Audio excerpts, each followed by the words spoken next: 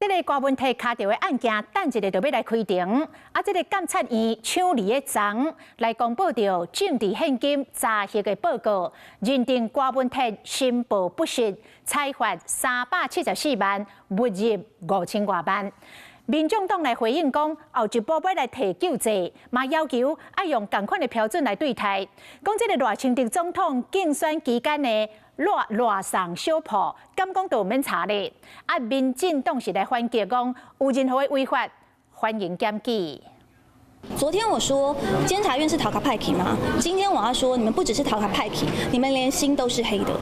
针对监察院因为看到前民众党主席郭文摕开庭进前，监察院公布政治现金诈骗报告，要罚374万，并且没收5579万3000多块。另外，会计师段博正依附定价。民众党质疑讲，这是成案一个罪名，将所有不是政治现金都视为政治现金，扩权财阀，无视于相关法规，侵害人民的权益。做政治现金线小组调集人的黄珊珊批评监察院扩权裁罚，因你看列出来违法的情形，包括募款演唱会门票、募款公司卖物件，总共4000多万的收入，监察院认讲是调工暗砍无申报。另外嘛，点出郭文摕总共收164笔的政治现金，超过15只欠入专户嘛，牵涉违法，甚至佫调查出关键的人主要的成员是外国法人，违反外资不得缴付的规定。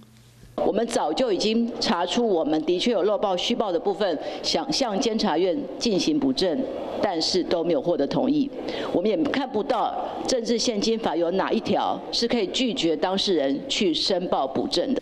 指控监察院调工延误保证，民众党下一步会依法提出救济，同时佫质疑讲，执政党收政治现金嘛以同款的标准来检验。赖赏小铺、小英商号，如果他们也是用贩售，也是用营利事业所得，也是用统一发票来贩售相关的商品，你们要不要查？如果不查，就是双标。任何的违法证据，欢迎民众党去检举。如果没有的话，人家都已经申报过了，也都公开对外说明了。你整天在讲这件事情，那到底要抹黑什么？郭文摕政治现金一笔会，司法的攻防所收入立法院。Hello， 我是林明瑞。想要抢先掌握最及时的新闻资讯吗？赶快订阅、按赞、开启小铃铛，锁定我们华视新闻的 YouTube 频道。